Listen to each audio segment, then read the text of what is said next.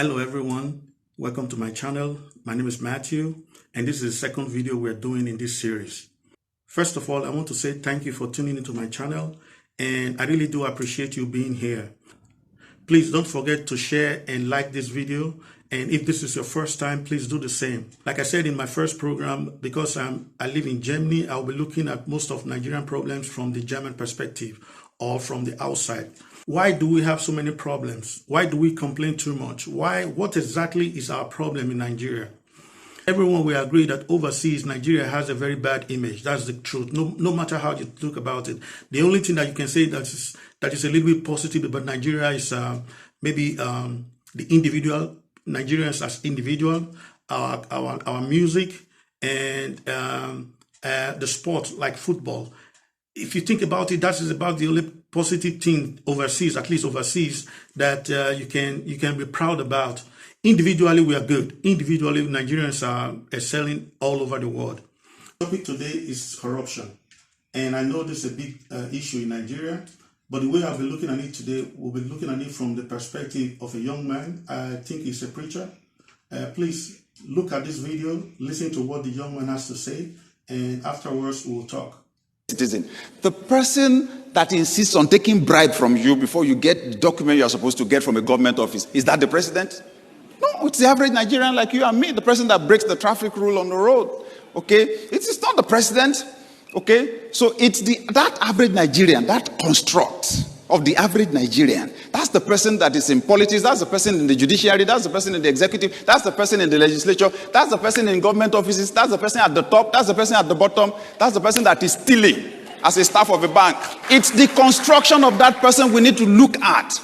The institutions that are supposed to help build the person's mental construct from childhood, block by block. If you have any country where people are behaving right, it starts from day one, from childhood. Starts from the family. It's in the curriculum of the school. When they sent me this video, I tried to find out who this man was. I think he's a preacher. I'm not so sure.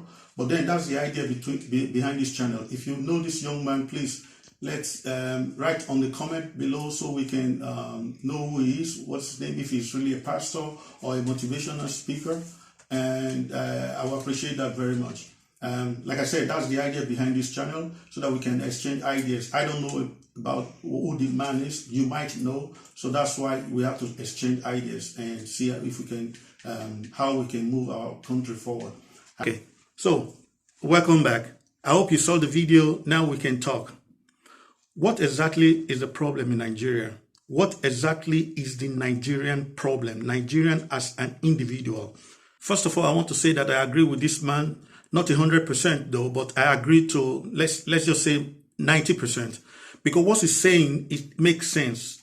If you are a child, you always look up to the older people around you. It could be your elders, it could be your parents, it could be your older siblings, it could be the people around where you live at. An example, you send a child to get you something from the supermarket or from the shop around the corner. Now, he is supposed to bring back your change, right?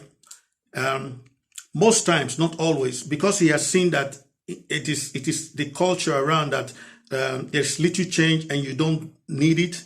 He or she might just keep it. Now, it's a little bit controversial because for some people it's not a big deal. Maybe it might be 50 naira, it might be 100 naira, it might be just significant amount that is not so important to you. But as long as you didn't give it to that child, you didn't say, okay, this is your this is for buying this item for me. As long as you didn't give it to him or her as a gift, in a way that is already corruption already. Why? Because you didn't give it to him. He just took it without. It took the change without bringing back the money. That's what I'm trying to say. Okay, so the child grows up. He's looking around, everything around him. He sees that people around him are being influenced. He himself is being influenced by what is around him. So what happens? The thing is, this child knows that he has to get some shortcuts in order to get something else. So when he gets to going to the higher institution, if he doesn't get the cutoff mark, I don't know what they call it these days. Please let me know what they call it. In my days, we used to call it cutoff mark. That's the mark you have to get before you get to the higher institution. Now, his parents takes him, goes to the office of the for the vice chancellor or the rector or the principal or whatever the school head, whatever the school head is called. Now, they do some things there, they bribe their way through, and the child gets admitted into the university. Now, from his childhood, he knows there are always some shortcuts to get whatever you want. Now, the most problem, my way of saying it is that most problem in Nigeria is we know we can get away with what we do. That is the bottom line. Everything that has to do with corruption in Nigeria starts from the individual. That is what I'm trying to say. You know you can get away with it. If there is a construction work to be done, if it's going to be a certain amount, 30,000, 30 million, it doesn't matter. But you know if you take this amount, even if you take all of the amount, nothing will happen to you. And even if somebody knows about you, you can always bribe your way through. You are not scared. There is nothing stopping you from being corrupt, so to say, because you can take this money, nothing will happen. Even if something happens, you can always bribe your way through. Then what is stopping you? That is the Nigerian mentality. Here in Germany, for instance, I'm not trying to say there is no corruption in Germany. There is corruption everywhere. Someone once told me that there is corruption even in the Vatican. But in Germany here, the fear of being caught, first of all, is there. The average German has this respect and discipline that first of all, they wouldn't even think about it, first of all. That's the difference between Germany and Nigeria. They will not even, Germans will not, first of all, at least the average German, will not think of siphoning this money that they use, that's supposed to be used for road construction. I'm just using road construction as an example. The average German will never, ever think about that. No way.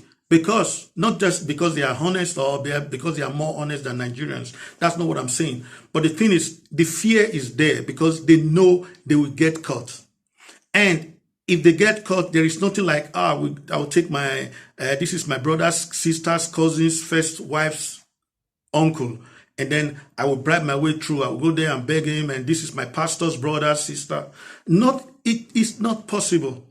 You will pay the price. You will go to jail if you do that in Germany. That is the problem. But in Nigeria, because we know we can get away with it, we will always find a way to siphon government fund. Now, in this video, the young man was talking about leadership. We always blame our leaders, but we forget one thing. Our leaders were not born leaders. That's the whole thing one of the problems in Nigeria. None of our leaders were born leaders. We don't have an hereditary system in Nigeria. We are training our youths. We are training our young people that they can get away with everything. Now, when they become our leaders, so to say, or our rulers, because I don't think we have leaders in Nigeria. In Nigeria, I think we have rulers. For me, there's a difference between rulers and leaders. So our rulers in Nigeria have always have the notion that they can get away with everything. So what do you expect? So when they get to that post, they know they can get away with it. But then we forget that we, as individuals, we had a stake. We had brought up this guy or this person to be who he is. Now, this young man or this young person has already knows that he can get away with everything. So what do you expect? That is our problem. We blame too much. We put too much emphasis on our leaders. And there is a pattern to this. I remember in the 80s, I was a very young man in Nigeria. There was a program called War Against Indiscipline. And funny enough, or ironically enough, it worked. Everything, people were lining up in the post office that time. There was, even to get onto the queue, it just automatically stopped. It just automatically worked out. If you were going to step on a bus, we were going to enter a bus, you queue up, you line up, there was order. That if you go to the bank that time, there's nothing like chaos or anything. You just line up, you go to the teller, do your business and go out. There was order. So what does that mean? That means Nigerians, if they can get good leadership, they can work things out for themselves. But we should not always be blaming our leaders too much. We should blame ourselves. Let's take responsibility for our own action. That's what I'm saying. And if we can produce good people, if you can produce disciplined people, these people would grow up to become leaders. That is exactly what I'm saying. Now, I don't have a monopoly of knowledge. I don't have the answers to everything. That's why we have to talk. We have to exchange ideas on this channel. So I will appreciate it if you can give me what your take is, first of all, on the video, and what your take is on what exactly is the Nigerian problem. Because no matter how you look at it, we have big problems in Nigeria. The problems are getting bigger and bigger and bigger every day. It's multiplying. And it is just unfortunate that we have come so far, but we've not come so far enough. We are, you know, there's a song that says we take one step forward and we will take 2 steps backward. How much are we going to go backward? With time, there will be nowhere to go run to. Please, let us change our mindset. That is what I'm trying to say. As individuals, we can change our mindset. If we can change our mindset, the people that are producing will become good rulers for tomorrow. That is essentially what I'm talking about. So, thank you very much for channel. But before you go, please, something happened this week. I lost a very dear colleague. Priska, this is for you. Wherever you are, rest in peace. Thank you very much.